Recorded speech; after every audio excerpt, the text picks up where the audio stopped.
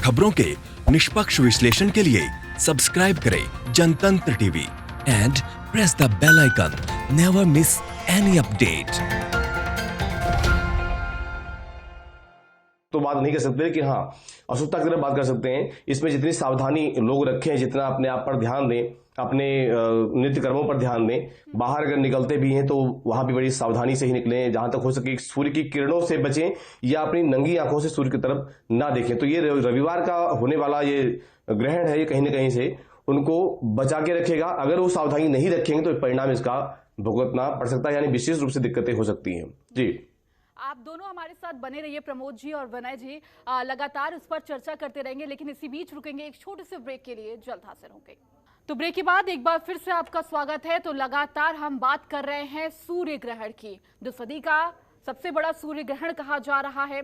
और साल की शुरुआत में भी सूर्य ग्रहण जरूर लगा था, लेकिन इस सूर्य ग्रहण को सबसे बड़ा और सबसे शुभ अशुभ को लेकर बहुत सारी बातें सामने आ रही हैं। हमारे साथ लगातार आचार्य प्रमोद मिश्र जुड़े हुए हैं, साथ ही साथ हमारे साथ ज्योतिषाचार्य बने हुए हैं सभी लोग। विनय कुमार जी जुड़े हुए हैं, राजकुमार जी जुड़े हुए हैं। इनसे चर्चा करेंगे क्या कुछ है।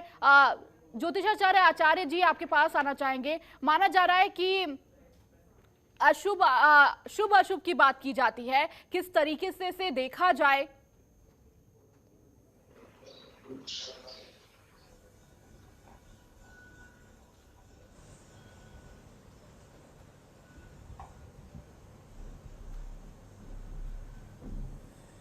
आचार्य,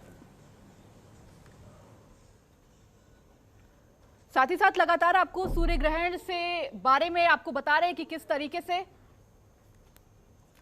तो आपको बता दें कि इस बीच हमारे साथ कॉलर भी जुड़ चुकी है, कनक हमारे साथ जुड़ी हुई है। कनक, क्या कुछ सवाल आपका, क्योंकि हमारे साथ लगातार ज्योतिषाचार्य जुड़े हुए हैं, सवालों के जवाब दे रहे हैं। हमारे मन में बहुत सारे सवाल आ रहे हैं इस दौरान।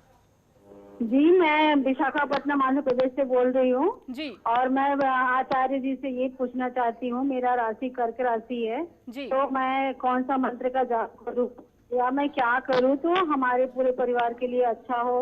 और ये कब, मतलब कब 9:15 से स्टार्ट हुआ है तो कब खत्म हो रहा है जी। तो ये सब इसी इसके बारे में पंडित जी हमको बताएं। जी, आचार्य प्रमोद मिश्र जी हमारे साथ जुड़े हुए हैं। आचार्य जी, हमारी कॉलर कनक को आपने सुना, उनकी कर्क राशि है और वो जानना चाहती हैं कि उनकी राशि पर क्या कुछ असर डालने वाला है सूर्य ग्रहण, और क्या करें क्या ना करें, जो संशय हर किसी के मन में चल रहा है।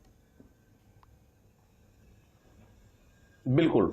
देखिए, कर्क राशि की अगर बात करते हैं तो कर्क राशि वैसे तो ज्योतिष के अनुसार धन लाभ के लिए बताया जाता है, लेकिन फिर भी कर्क राशि का स्वामी चंद्रमा होता है। चंद्रमा इस समय सूर्य के साथ मिथुन राशि में ही विराजमान है, यानी अवस्था में है, और इधर राहु की दृष्टि से ग्रसित भी है। तो मेरे ख्याल से जो आपको करना चाहिए, ज्योतिषीय दृष्टि से जो इनको करना चाहिए, यहाँ पर चंद्रमा के बीज मंत्रों का ओम श्रांग श्रींग स्त्रौं सह चंद्रमसे नमः, इस मंत्र का इनको जप करना चाहिए। और साथ साथ चावल का दान, शंख का दान या सफेद चीजों का दान, वस्त्र का दान करना इनके लिए श्रेष्ठ रहेगा, अच्छा रहेगा। और ये जो भी कर्म करें तो मानसिक संकल्प करके ही कर्म करें, जिसके द्वारा इनका संकल्प पूरा हो, इनका दान पूरा हो। और अगर बात करें कि क्या करें क्या ना करें, तो ग्रहण के मुख्य समय में, अभी तो सूतक चल रहा है, सूतक में खान पान का तो वर्जित होता ही है। संभव हो सके तो घर से बाहर बिल्कुल न निकलें, सूर्य की किरणों की दृष्टि में बिल्कुल ना आए, ये सब आपको विशेष ध्यान देना है। सूर्य भगवान के मंत्रों का जप, सूर्य भगवान के स्तोत्र का जप, जैसे कि आदित्य हृदय स्तोत्र हो गया, सूर्य सहस्त्र नाम स्तोत्र का पाठ हो गया, सूर्य भगवान का एक मंत्र है ओम घृण सूर्याय नमः, इस मंत्र का जप हो गया। तो इसमें से जो इनको सुविधा लगे और सही लगे, जो इनको सरल लगे, तो वो करें। ध्यान रखें कि ये जो क्रम किया जाता है, आसन लेके ही किया जाता है। पूर्व उत्तर की दिशा होती है, पश्चिम और दक्षिण की दिशा का जो है परहेज करें। तो ये सब बहुत ध्यान से चीजें की जाती हैं। खान पान में जो चीजें हैं तो सूतक से पहले ही रख दी जाती हैं कि उसमें कुसा या तुलसी के पत्ते रख दिए जाते हैं, जिससे कि वो अशुद्ध ना हो, अपवित्र ना हो, उनमें कोई दोष न लगे। तो यहाँ पर ध्यान दें कि ग्रहण के जो मुख्य समय में भी चीजें स्पर्श तो नहीं करना है, मतलब मूर्ति को ये सब दीपक नहीं जलाना है, बस आप जप कर सकते हैं। और ग्रहण के उपरांत स्नान करके भगवान सूर्य का ध्यान दें, भगवान सूर्य को अर्घ दें। अगर घर में कोई जेंट्स हैं और यज्ञोपवीत आदि धारण करते हैं तो उसका भी परिवर्तन करें, यानी उसको चेंज करें। तो ये सब नियम पालना चाहिए, इससे आपका कल्याण होता है। राशि आपकी कर्क है तो उसके अनुसार आपको बताया कि इस समय चंद्रदेव जो आपकी स्वामी है भगवान सूर्य के साथ विराजमान है, तो ये उपाय करते हैं तो आपको अच्छा लाभ मिलेगा। जी बिल्कुल कनक जी, आपने सुन लिया होगा किस तरीके से आप इस सूर्य ग्रहण में क्या करें, आप क्या ना करें, साथ ही साथ आपकी राशि पर क्या कुछ प्रभाव पड़ने वाला है। ज्योतिषाचार्य प्रमोद मिश्रा ने आपको बताया। हमारे साथ ज्योतिषाचार्य राजकुमार चतुर्वेदी जी भी जुड़े हुए हैं। राजकुमार जी, आचार्य जी, जिस तरीके से देख रहे हैं, वैज्ञानिकों का कहना है कि पृथ्वी और सूर्य के बीच चंद्रमा आया है और इसकी छाया पड़ने से सूर्य ग्रहण पड़ता है, ये वैज्ञानिकों का कहना है। लेकिन ज्योतिष क्या करता है, ज्योतिष क्या कहता है, क्या मानता है? देखिए, प्राचीन काल से एक आदिकालीन कथा इस बारे में कही गई है कि जब समुद्र मंथन हुआ था उस वक्त देवताओं और दानवों के बीच में अमृत, तब एक दानव देवताओं का वेश धर के उसने अमृत पान किया था, कुछ बूंदे पाली थी और सूर्य और चंद्रमा ने उसकी शिकायत भगवान से की और भगवान ने उनका चक्र से सिर और धड़ अलग कर दिया।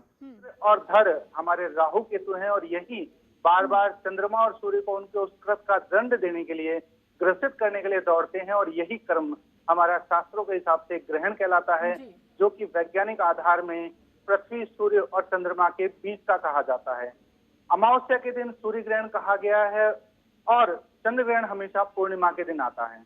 इस बार का जो ग्रहण है मृगशिरा, आद्रा नक्षत्र और मिथुन राशि में हो रहा है। 21 तारीख को ग्रहण होने के कारण जो राशि का योग आता है, 3 अंक गणित के हिसाब से अगर हम देखें तो गुरु का योग नजर आता है। इसी के साथ इस ग्रहण को हम बहुत पवित्र मानते हैं, क्योंकि आप मानिए ग्रहण जो होते हैं वो हमेशा शुभता के लिए होते हैं। ग्रहण कभी अशुभ फल या डराने के लिए नहीं होते हैं। ग्रहण हमेशा जप, तप, दान और आत्मबल बढ़ाने के लिए होते हैं। और शास्त्रों में कहा गया है कि जब भी कोई ग्रहण रविवार या सोमवार को आए तो उसका कई गुना महत्व बढ़ जाता है। रविवार के दिन का ग्रहण चूड़ामणि चंद्र ग्रहण, सूर्य ग्रहण कहलाता है और इसमें जप, तप, दान का करोड़ों गुना महत्व बढ़ जाता है। अभी वर्तमान में अगर आप देखें तो कोरोना काल चल रहा है देश में, हर व्यक्ति भयभीत है कोरोना की वजह से।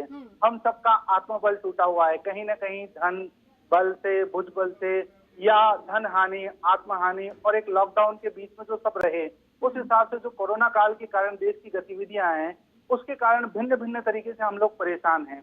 तो मैं यहाँ एक सुखद सूचना आपको दूं कि अगर हम कोरोना का नाम शब्द जो इस बीमारी को दिया गया है, कोरोना और कोविड-19, ये दोनों ही मिथुन राशि के अंदर आते हैं। तो मिथुन राशि इस ग्रहण में सबसे ज्यादा प्रभावित हो रही है या जिसका सबसे ज्यादा नुकसान हो रहा है वो मिथुन राशि है। तो मैं यही कहना चाहता हूँ कि आचार्य जी, आपको यहाँ पर मैं रोकना चाहूंगी। हमारे साथ आशीष मेरठ से कॉलर जुड़ चुके हैं, उनके भी कई सवाल हैं सूर्य ग्रहण को लेकर, उनसे जान लेते हैं। आशीष, क्या सवाल है आपके? देखिए, मैं पूछना चाहता हूँ विनय कुमार पांडे जी से सवाल कि जिस तरह से कोरोना को लेकर जो महामारी चल रही है देश में भी, तो कहते थे कि पहले से ही कि नवरात्रों के बाद में ये घट जाएगा, जिस तरह से कई ग्रह वक्री भी हो गए हैं। तो इस समय अब जो ग्रहण के बाद में क्या स्थिति रहेगी कोरोना को लेकर? जी विनय जी, जवाब आपका। हमारे कॉलर आशीष है, वो चाहते हैं कोरोना को लेकर तमाम भ्रांतियां हो रही हैं, बातें कही जा रही हैं कि सूर्य ग्रहण से कहीं कोरोना हट जाएगा, दूर चला जाएगा, क्या कुछ ऐसा है? देखिए, बिल्कुल थोड़ा सा हमें ज्योतिष को स्पष्ट रूप में प्रतिपादित करना चाहिए। मैं इनके प्रश्नों का जवाब दूं। इस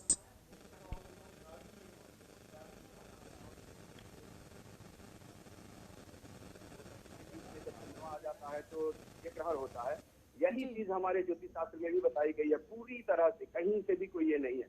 राहु और केतु की जो कथा है वो एक कथानक के रूप में पुराणों में वर्णित है, लेकिन जहाँ ज्योतिष शास्त्र की बात करते हैं तो आज से 2000 वर्ष नहीं और भी पहले से, जब से ज्योतिष शास्त्र का उद्भव हुआ है तब से हमारे यहाँ हम लोग ग्रहण का साधन भी उसी रूप में करते हैं कि पृथ्वी और सूर्य के बीच में जब चंद्रमा आ जाता है तो सूर्य ग्रहण होता है। और जब भी हम कभी इस तरह के महामारी की बात करें और इस तरह के प्राकृतिक आपदाओं की बात करें तो ये राशि और राशियों से संबंध और कोरोना की राशि, ये इन सबों को जोड़ना बेमानी होगा, इसको हम इस तरह से नहीं जोड़ना चाहिए। देखिए, जो कोरोना नामक महामारी उत्पन्न हुई है उसके बहुत सारे, उसको सूचित करने वाली बड़ी सारी ग्रह स्थितियां रही है। पिछले वर्ष यह शुरू हुआ है और उस समय साल के अंत में और वर्ष के आदि में ग्रहण भी लगा था और उस समय जो वर्ष चल रहा था उस वर्ष का वर्षेश था।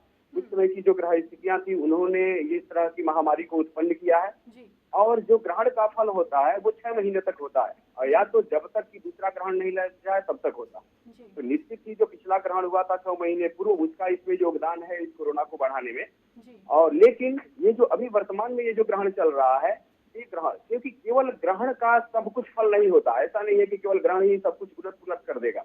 बाकी जो ग्रह स्थितियां हैं, बाकी जो ग्रहों के चाल हैं, ग्रहों की चाल हैं, बाकी ग्रह जो सिंहाओं में विद्यमान है, उनकी वक्री स्थिति है, मार्गी स्थिति है, बाकी आकाश मंडल में जो उनके परिवेश बनते हैं, जो उनकी आभाएं बनती हैं, जो उनकी आकृति दिखाई देती है, इन सबको मिला करके हम कोरोना और प्राकृतिक उत्पादों का फल कहते हैं। तो यह सितंबर के बाद, सितंबर तक की जो ग्रह स्थिति है, उसमें जो ये ग्रहण है, यह निश्चित ही कोरोना को शमित करने में कारगर सिद्ध होगा, क्योंकि पिछला जो ग्रहण था वो कोरोना महामारी को बढ़ाने में कारक रहा है, लेकिन यह जो ग्रहण होगा निश्चित ही कोरोना नामक महामारी को थोड़ा सा संयमित करेगा। लेकिन ऐसा नहीं है कि केवल ग्रहण के कारण ही पूरी कोरोना खत्म हो जाए। कोरोना कहीं ना कहीं थोड़ा बहुत कम होगा, ये हम मान सकते हैं इस सूर्य ग्रहण से। साथ ही साथ हमारे साथ इस वक्त कॉलर राजू शर्मा जुड़ चुके हैं छत्तीसगढ़ से, उनसे जान लेते हैं उनके क्या कुछ सवाल मन में इस वक्त चल रहे हैं।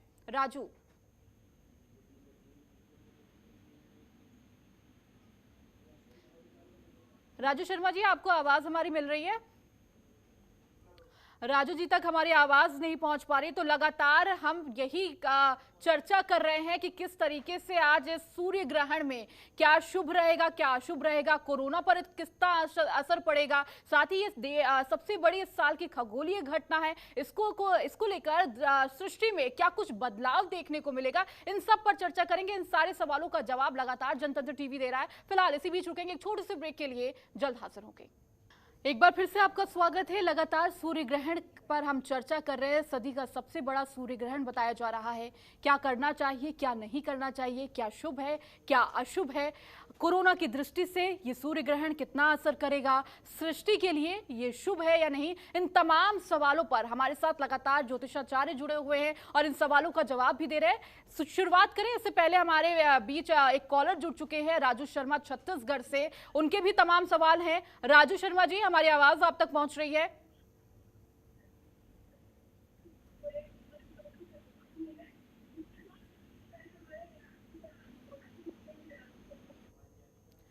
राजू शर्मा जी, हमारी आवाज आप तक पहुंच रही है? क्या सवाल है? जी मैडम, क्या सवाल है, पूछिए आप अपना। मैडम, मेरा एक लड़का है बड़ा वाला जी, वो 2 जुलाई 1987 का है, उसका जन्म तिथि जी है जी। वो परिवार उसका ठीक नहीं रहता मैडम, लड़ाई झगड़ा बहुत होता है उसके घर में। जी जी राजू जी, और ज्योतिषाचार्य हमारे साथ लगातार जुड़े हुए हैं, उनसे जान लेते हैं आपके बेटे को लेकर। राजकुमार जी हमारे साथ जुड़े हुए हैं। राजकुमार जी, ये राजू जी हैं जिन्होंने अपने परिवार को लेकर पूछा है, अपने बेटे को लेकर। हम सूर्य ग्रहण के बारे में चर्चा जरूर कर रहे हैं, लेकिन उनका सवाल है तो उनके सवाल का जवाब भी देना बनता है। तो उन्होंने बताया कि 2 जुलाई को इनके बेटे का जन्म हुआ 1987 को, और ये अपने बेटे की स्थिति को लेकर बेहद परेशान है। देखिए, 2 जुलाई को उन्होंने बेटे का जन्म बताया है जी। 2 का जो अंक है, 2 के अंक के अगर अंक गणित के हिसाब से हम देखें तो 2 का स्वामी हम चंद्रमा को मानते हैं, और चंद्रमा जो है अभी अगर आप देखें तो चंद्र ग्रहण इस वर्ष में लगातार हुए हैं। 10 जनवरी को भी चंद्र ग्रहण था, अभी 5 तारीख को भी चंद्र ग्रहण था, और आगामी 5 तारीख को भी चंद्र ग्रहण है जी। उनसे कहिए कि जो चंद्रमा की प्रभाव राशि के लोग होते हैं उन्हें अपनी माता की सेवा करनी चाहिए, शिव जी की सेवा करनी चाहिए। अगर वो अपनी माता की सेवा करेंगे, शिव की सेवा करेंगे, तो कहीं ना कहीं उनके घर में जो उन्होंने कहा कि दुख दारिद्र उन्हें प्राप्त हो रहा है, उन सब से उन्हें मुक्ति प्राप्त होगी। माता की और शिव जी की सेवा वो करें। बिल्कुल। राजू जी, आपने सुन लिया होगा, अपने बेटे को कहिए कि माता पिता की सेवा करें, जिससे आप कुछ भी ना करें फिर भी लाभ मिलेगा। माता पिता की सेवा सबसे बड़ी सेवा बताई गई है, और इसका असर भी आपको उनके जीवन में देखने को मिलेगा। आगे चर्चा करते हैं सूर्य ग्रहण की। जिस तरीके से चर्चा कर रहे थे, आचार्य प्रमोद जी हमारे साथ जुड़े हुए हैं। आचार्य जी, राशि के अनुसार कितना असर करेगा, साथ ही साथ कब से शुरू होगा, क्योंकि टाइम को लेकर भी थोड़ा कंफ्यूजन आ रहा है, कब से शुरू होने वाला है और राशि पर कितना प्रभाव डालेगा?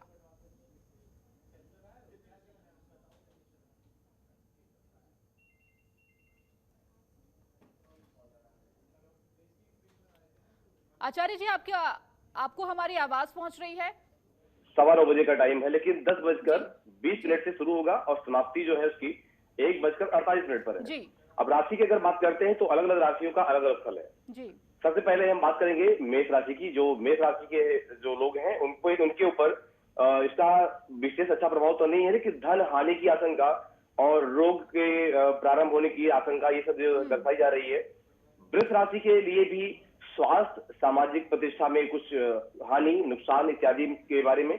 मिथुन राशि के में भगवान सूर्य विराजमान है और वहीं पर ग्रहण लग रहा है, तो वहां पर दुर्घटना, चोट, भय इत्यादि, मानसिक प्रताड़ना, घर में क्लेश, ये सब चीजें दिखाई जा रही हैं। कर्क राशि के लिए धन हानि के साथ साथ मानसिक प्रवृत्ति में कुछ गिरावट और परिवार में क्लेश, बड़े भाई से लड़ाई झगड़ा इत्यादि भी है। सिंह राशि के लिए लाभ और उन्नति के साधन मिल सकते हैं। आगे भविष्य में जो भी काम इनके अटके हुए हैं, जो रुके हुए काम है, उनमें भी इनको लाभ मिलेगा और इनको जहां तक हो सके ग्रहण के उपरांत सूर्य से संबंधित दान भी करने चाहिए, जिससे कि इनका और अच्छा भी समय हो जाए। कन्या राशि के लिए रोग और कष्ट, शारीरिक रोग, वो भी विशेषकर पेट से संबंधित, आंतों से संबंधित रोग इनको परेशान कर सकते हैं। तुला राशि के लिए मानसिक चिंता और पारिवारिक चिंता, संतान के प्रति कष्ट, ये सब जो है आ सकते हैं। और यात्रा अगर करते हैं तो बड़ी सावधानी से यात्रा करें, यहाँ भी कष्ट को दिखाई दे रहे हैं। वृश्चिक राशि के लिए गुप्त शत्रु, जो शत्रु दिखाई नहीं देंगे, आपको समझ में नहीं आएगा, लेकिन एक श्लोक शास्त्र कहता है कि परोक्षे कार्य हंतारम प्रत्यक्षे प्रिय बाधनम वर्जयत्रादर्शम मित्रम विष कुंभम पयोमुखम। तो छुपे हुए शत्रु जो कि ऊपर दूध दिखाई देगा, अंदर से विष भरा हुआ है, तो ऐसे घड़े की तरह दिखाई देंगे। तो वृश्चिक राशि के लिए इस तरह से नुकसानदायक है। धनु राशि के लिए पत्नी को और संतान को कष्ट, स्वयं के लिए भी कष्ट जो है आ रहा है। मकर राशि में गुप्त चिंता और रोग की बढ़ोतरी हो सकती है। कुंभ राशि में धन की अधिकता, धन की जो है मतलब आय भी होगी, के साथ साथ खर्चे भी बहुत जबरदस्त होंगे, तो धन को रोकना थोड़ा इनके लिए मुश्किल होगा। बात करेंगे मीन राशि की, तो मीन राशि में हर कार्य की सिद्धि इनके लिए रहेगी। जो भी कार्य करना चाहते हैं उसमें भरपूर तरीके से इनको लाभ मिलेगा और कार्य की पूरी सिद्धि होगी। अगर ये इनको संभव हो सके तो गुरु की पूजा, बृहस्पति की पूजा, पीली वस्तुओं का दान ग्रहण के उपरांत उनको करना चाहिए। जी आचार्य जी, आपने बहुत अच्छा बताया। दर्शक भी इसका इंतजार कर रहे थे कि उनकी राशि पर क्या कुछ प्रभाव पड़ने वाला है और इसे सुनकर वो कहीं ना कहीं जो उपाय करने होंगे वो जरूर करेंगे। साथ ही साथ इसी बीच लगातार हम जिस तरीके से सूर्य ग्रहण पर चर्चा कर रहे थे, मैं इस वक्त विनय जी के पास आना चाहूंगी। विनय जी, सूतक का जिक्र किया जा रहा है, कहा जा रहा है कि रात से ही सूतक लग गया है, मंदिर के सारे कपाट बंद हो गए हैं, खाने पीने पर भी थोड़ी बहुत ऐसा होता है, अंकुश लगाया जाता है कि खाया नहीं जाता है, कुछ बहुत सारे भ्रांतियां है, बहुत सारी बातें हैं, सच भी है कि क्या कुछ करना चाहिए, इसको लेकर भी कंफ्यूजन है। सूतक के बारे में मैं आपसे समझना चाहूंगी। जी देखिए, हमारे यहाँ जो सूतक जो काल है ये अपने तैयारी का काल होता है और इसके लिए हमारे आचार्यों ने बताया गया है कि सूर्य ग्रहे तु नासनीयात पूर्वोमयाम चतुष्टयम चंद्र ग्रहे तु याम स्त्रीन बाल वृद्धातु रैर्विना। अर्थात जो सूर्य ग्रहण होता है, सूर्य ग्रहण से पहले 4 प्रहर यानी कि 12 घंटे और चंद्र ग्रहण से पूर्व 3 प्रहर यानी कि 9 घंटे सूतक का काल होता है। तो और सबसे बड़ी बात यह है कि ग्रहण का काल सब जगह के लिए एक नहीं होता है, जैसा कि अभी हमारे प्रमोद मिश्र जी बता रहे थे, वैसा ही है। दिल्ली के लिए चंद्र ग्रहण जरूर 10:20 से लेकर के और 1:28 तक है, लेकिन अगर मुंबई की आप बात करेंगे तो 10:01 से लेकर के और 1:28 तक है। और इसी तरह से हर एक स्थानों के लिए अलग अलग है। भारत में यह ग्रहण जो है वो 9:57 से आरंभ होकर के और 2:27 तक पूरी तरह रहेगा, अलग अलग भूभागों में, अलग अलग समयों पे।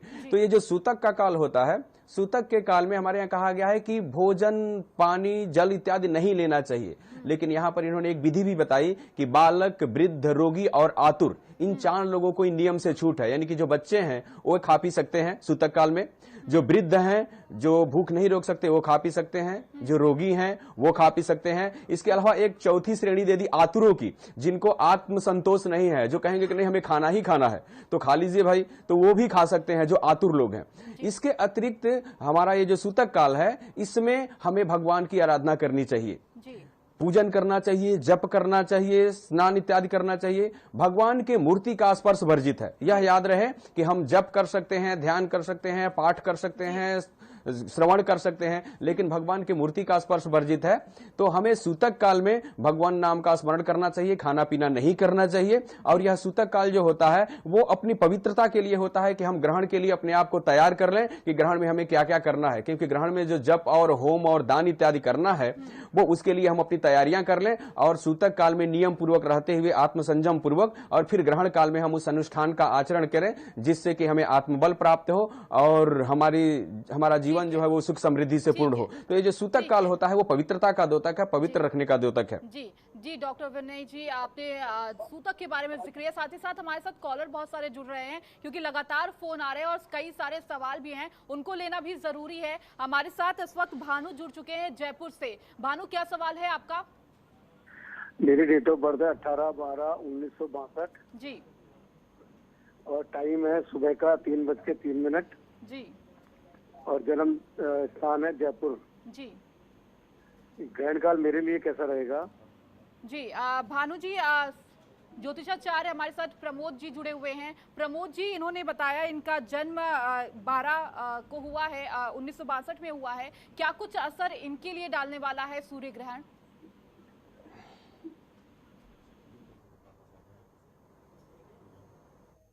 कि सबके लिए है सामान्य, वो इनको भी करनी चाहिए।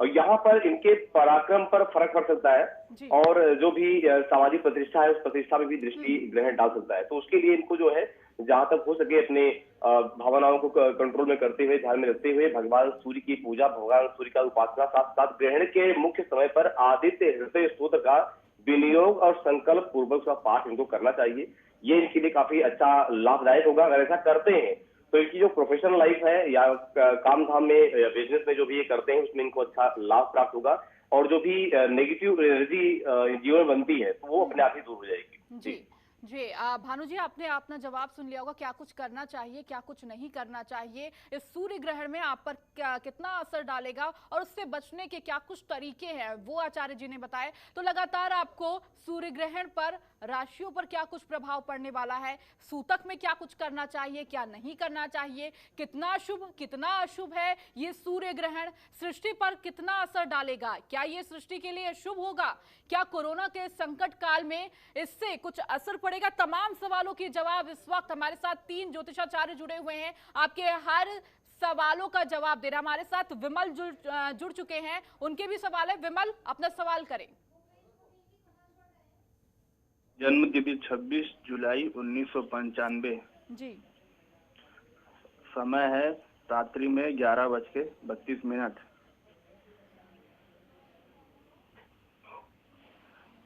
जी विमल जी, आपका सवाल क्या है? ये मेरी सरकारी नौकरी कब तक लगेगी? काफी समय से प्रयास कर रहा हूँ मैं।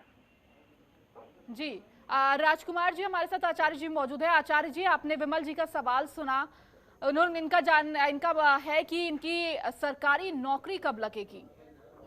देखिए, विमल जी का जो मूलांक है वह 8 नंबर है। 8 नंबर वालों के लिए कहा जाता है कि 8 नंबर का स्वामी शनि होता है, इन्हें धीरे धीरे जीवन में सफलता प्राप्त होती है। और विमल जी के लिए ये जो ग्रहण है ये वैसे ही व्यय में वृद्धि करने वाला है। तो विमल जी को चाहिए कि आदित्य हृदय स्तोत्रम का नियमित 3 पाठ आज से और अगले सूर्य ग्रहण तक आगामी 6 माह के लिए विमल जी आदित्य हृदय स्तोत्रम के 3 पाठ करें तो उन्हें अवश्य ही सरकारी नौकरी का सुयोग्य अवसर प्राप्त होगा। जी जी राजकुमार जी, विमल जी आपने जवाब सुन लिया होगा, राजकुमार जी ने जवाब दिया क्या कुछ आपको करना चाहिए, कब आपकी नौकरी लगेगी, इसका पूरी तरीके से जवाब आप संतुष्ट हो गए होंगे।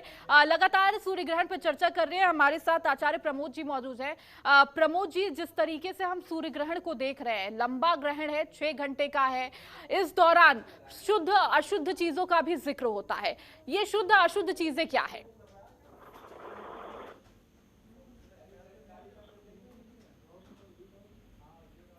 में सबसे पहले अपने विचारों पर कंट्रोल करना चाहिए, विचारों पर ध्यान देना चाहिए। जहां तक हो सके मन, मानसिक स्थिति, वैचारिक स्थिति, सामाजिक स्थितियों को कंट्रोल में रखते हुए, देखते हुए, मतलब सबसे पहले मन की शुद्धि। अब इसके बाद में जो भी ग्रहण से पहले स्नान आदि करके और ग्रहण के समय में जिस भी इष्ट देवता को या गुरु मंत्र को, जिनको भी आप मानते हैं, जानते हैं, या जो भी आपने साधना करनी है या आप किए हो, जिसके बारे में आपकी प्लानिंग हो, तो उसमें शुद्धता के तरीके से, मतलब कि स्नान, आपके कपड़े शुद्ध हो, आपका आसन शुद्ध हो, आपका स्थान शुद्ध हो, ये सब तो मतलब मनोस्थिति के बाद शारीरिक स्थिति शुद्ध हो, इसके बाद ये सब करना चाहिए।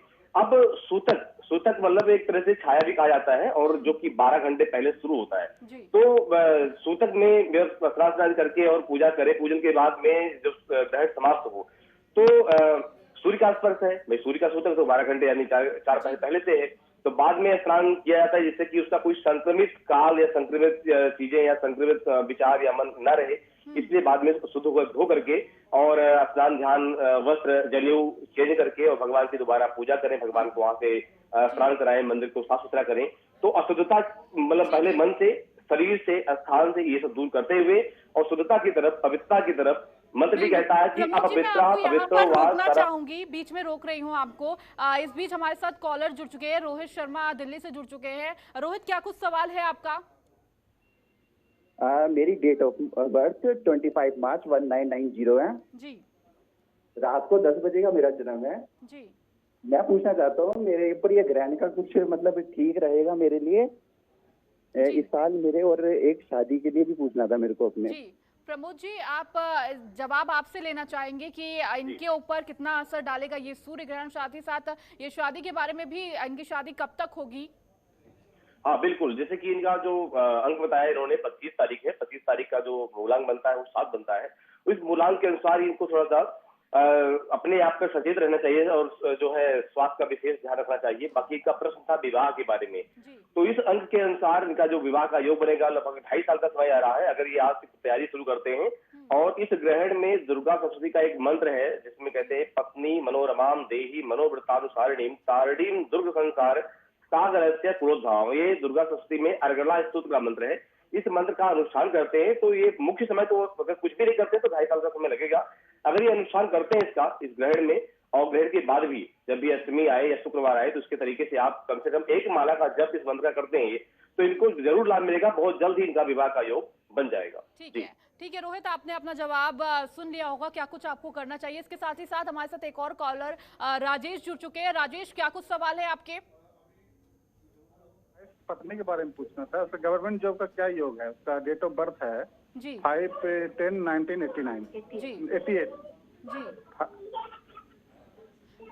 राजकुमार जी, हमारे साथ आचार्य राजकुमार जी हैं। राजकुमार जी, इन्होंने पूछा कि इनकी सरकारी नौकरी का योग क्या है, क्या कुछ सूर्य ग्रहण का भी असर इन पर देखने को मिलेगा? देखिए, जो इन्होंने जन्म तारीख बताई उसका मूलांक 5 है जी। 5 अंक का स्वामी स्वयं सूर्य है और इस वक्त तो सूर्य अगर देखें तो उन्नति और लाभ देता हुआ नजर आ रहा है। इन्हें कहिए कि गायत्री मंत्र का जाप कराएं, सूर्य की आराधना करें और नित्य अगर अपनी पत्नी से कहें कि सूर्य को अर्घ्य देकर आदित्य हृदय स्तोत्रम और गायत्री मंत्र का जाप करेंगे तो निश्चित ही उन्हें सरकारी सेवा प्राप्त होगी। जी राजेश जी, आपको आपका जवाब मिल गया होगा। सूर्य ग्रहण का असर भी बता दिया आचार्य जी ने, साथ ही साथ आपकी सरकारी नौकरी कब लगेगी ये भी उन्होंने बता दिया, क्या करना चाहिए आपको। तो लगातार हम सूर्य ग्रहण पर चर्चा कर रहे हैं, कितना शुभ है कितना अशुभ। इसके अलावा हमारे साथ कॉलर भी जुड़ रहे हैं, अपने सवाल कर रहे हैं सूर्य ग्रहण पर, उन पर कितना असर करेगा इसका भी जिक्र हम कर रहे हैं। फिलहाल इसी बीच लेंगे एक छोटा सा ब्रेक, जल्द हाजिर होंगे। ब्रेक के बाद एक बार फिर से आपका स्वागत है। लगातार चर्चा, आज सूर्य ग्रहण सदी का सबसे बड़ा 6 घंटे का सूर्य ग्रहण है, कितना असर आप पे डालेगा, इस सृष्टि पे कितना शुभ होगा, साथ ही साथ आपकी राशि पर क्या कुछ असर डालेगा, क्या करना चाहिए क्या नहीं करना चाहिए, तमाम सवाल आपके मन में भी चल रहे होंगे। लगातार कॉलर भी हमारे साथ जुड़ रहे हैं, उनके सवालों का जवाब भी दे रहे हैं। हमारे साथ आचार्य जी मौजूद हैं, आचार्य प्रमोद मिश्र जी मौजूद हैं, साथ ही साथ आचार्य राजकुमार जी भी हमारे साथ मौजूद हैं। आचार्य राजकुमार जी, लगातार सूर्य ग्रहण को लेकर मन में क्यूरियोसिटी बहुत ज्यादा होती है। माना जा रहा है कि ये सदी का सबसे बड़ा सूर्य ग्रहण है और इस दौरान अंधेरे छा जाएंगे। क्या ऐसा सच में होगा? हमें देखने को मिलेगा, बाहर अंधेरा देखने को मिलेगा, और साथ ही साथ लोगों में क्यूरियोसिटी है कि क्या हम देख सकते हैं। देखने के भी कई सारे तरीके हैं, इसके बारे में जानना चाहेंगे।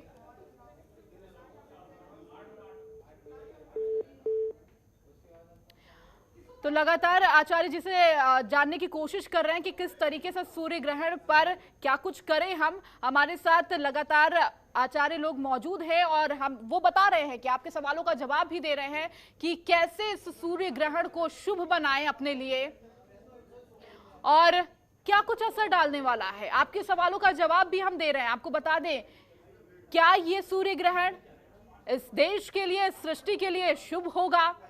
क्या करना चाहिए सूर्य ग्रहण में, क्या नहीं करना चाहिए? सूतक के दौरान क्या कुछ हिदायत रखनी चाहिए? साथ ही साथ क्या खाएं क्या ना खाएं?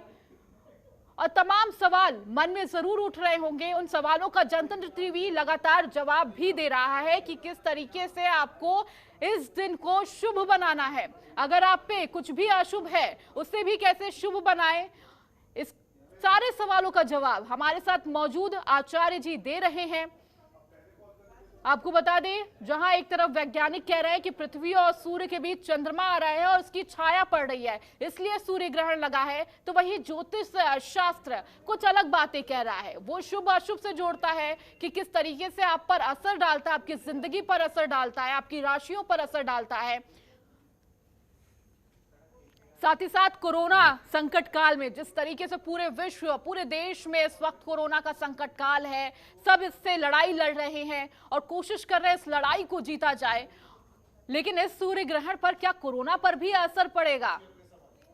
हमारे साथ लगातार आचार्य प्रमोद मिश्र जी मौजूद हैं। आचार्य जी, हम जिक्र कर रहे थे सूर्य ग्रहण को लेकर कई सारी क्यूरियोसिटी होती है कि सूर्य ग्रहण कैसा होगा। बताया जा रहा है कि एकदम अंधेरा छा जाएगा, क्या ऐसा होने वाला है? और अगर हमें देखना है तो क्या हम नंगी आंखों से उसे नहीं देख सकते हैं? किस तरीके से उसे देखा जाए?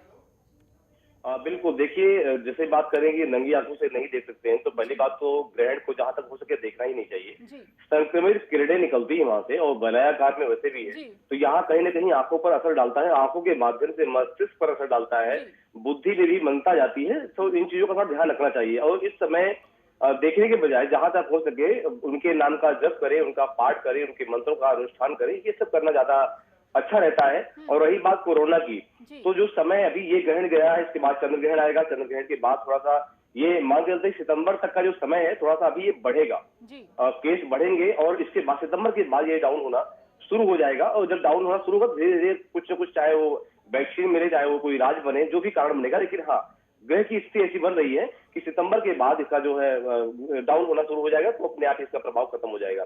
और एक ग्रहण आएगा आपका दिसंबर में, तो जो दिसंबर का जो सूर्य ग्रहण आएगा वहां से तो पूरा भरपूर तरीके से इलाज भी मिल जाएगा और यहाँ से लगभग कोरोना जैसी भयंकर महामारी की जो है एक तरह से विदाई भी संभव है। ध्यान रखना होगा, विदाई भी संभव है। जी आचार्य जी, आपने बताया कि किस तरीके से हमें इस सूर्य ग्रहण में सावधानी बरतनी चाहिए। साथ ही साथ हमारे साथ आचार्य राजकुमार जी भी मौजूद है। राजकुमार जी, इस सूर्य ग्रहण क्या करें, क्योंकि 6 घंटे का लंबा समय है, कहा जाता है खाना भी नहीं है आपको, कहीं बाहर देखना भी नहीं है, सूर्य को भी नहीं देखना, खाने पीने को लेकर भी कई सारे मन में सवाल आते हैं, क्योंकि 6 घंटे एक लंबा समय है, भूखे रहना। और कल से सूतक लग चुका है, सूतक के समय भी कहा जा रहा था नहीं खाना है, आप मंदिर के कपाट बंद रखिए, पूजा मत करिए। इन सारी चीजों को लेकर कई सवाल मन में है।